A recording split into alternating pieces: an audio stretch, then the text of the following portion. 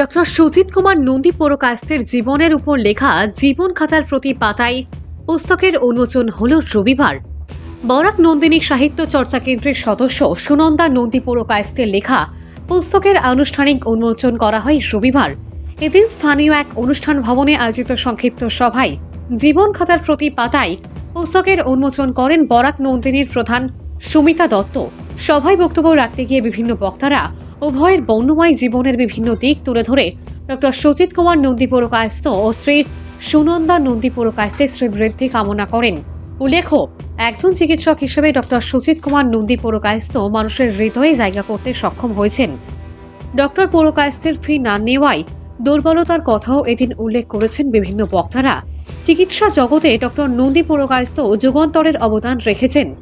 একজন চিকিৎসক হিসেবে দশকের পর দশক রোগীদের পাশে থেকে যে সেবা তিনি করেছেন সেটা বরাকের বুকে দৃষ্টান্ত হয়ে থাকবে। ওনার জীবনের উপর লেখা এই পুস্তক উন্নত মানের হবে এবং পুস্তকটি আন্তর্জাতিক পর্যায়ে শুধু সুনাম অর্জন নয়, আগামী প্রজন্মকে আলো দিশা দেখানোর কাজে অনুপ্রাণিত করবে বলে এদিন আশা প্রকাশ করেছেন তারা।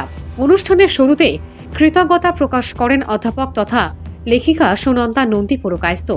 তিনি এই কাজটি সম্পন্ন করার ক্ষেত্রে স্বল্প কাজে সহায়ক লক্ষণদেব দেবর, রূপম নন্দী পুরকায়স্থ এবং পুত্রবধূ তিথিশ্রী নন্দী পুরকায়স্থ সহ প্রকাশক সহ অন্যান্যদের প্রতি কৃতজ্ঞতা প্রকাশ করেন।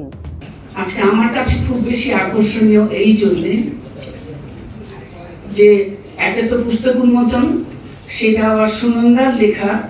এই সুনন্দা আবার বরাক নন্দিনী সাহিত্য চর্চা কেন্দ্রের সদস্য। একবার কথা প্রসঙ্গে বরাক নন্দিনীর প্রাণ প্রতিমা বলা হয়েছে আমাকে, মোটেও নই। প্রাণ প্রতিমা এখনো আমাদের অনুরূপা বিশ্বাস। আমি শুধু তার পতাকা বহন করে চলেছি মাত্র, এবং বলতে গিয়ে আমি পরিচয় দিই বর্তমান সভাপতি, অর্থাৎ অনুরূপাদি এখনো আমাদের মধ্যে আছেন। সেই মূল ধারাটি ধারণ করে আমরা তার পদাঙ্ক অনুসরণ করছি।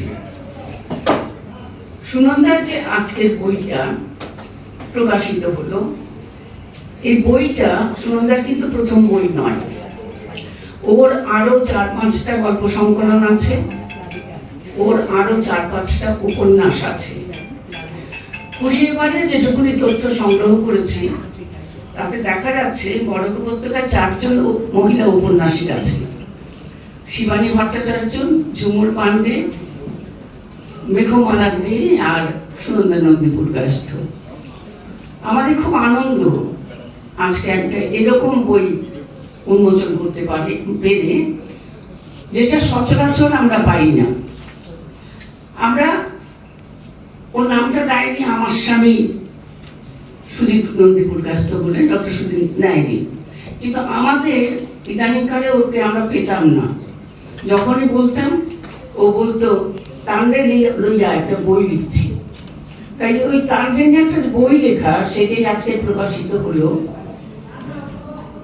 এবং আমি ঘটনাক্রমে কিছু কিছু কথা বলবো যে এই বইটা যে কিরকম হতে পারে তার অন্তর্বহনে আমাদের ঢোকার সৌভাগ্য হয়নি, কিন্তু সুনন্দার মুখে মুখে আমরা যে নন্দী পুরকায়স্থ বেছে নিয়েছি সেই কথাটা একটু একটু বলবো। কিছু মনে করবেন না।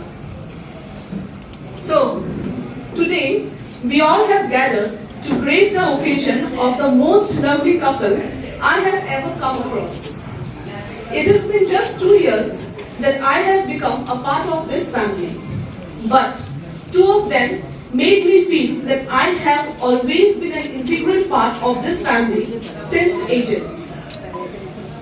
Regarding the services, I would correct myself, selfless service by Baba and his backbone Ma. We all are aware, but what I am saying is about my feelings. Finest person on earth, very supportive. They have never ever thought of taking anything back from the society rather than giving their best. Baba has always been my inspiration when it comes to both the personal and professional life, and I wish to follow his footsteps in near future and wish to reach the caliber he has. Regarding Ma, she's a perfect example of an empress running an empire who never breaks down, no matter how bad the situation is.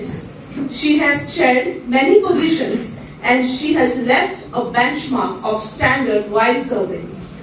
I'm blessed to have them as a family, and if I keep going, I cannot complete speaking or praising about my Baba.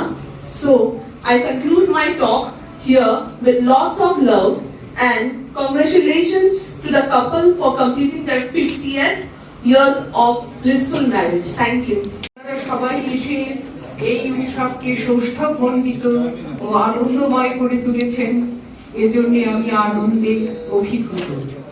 সেটা হচ্ছে আমাদের পরম শ্রদ্ধেয় অনুরূপা বিশ্বাস, যিনি ছিলেন এই সংগঠনের প্রাণ কেন্দ্র।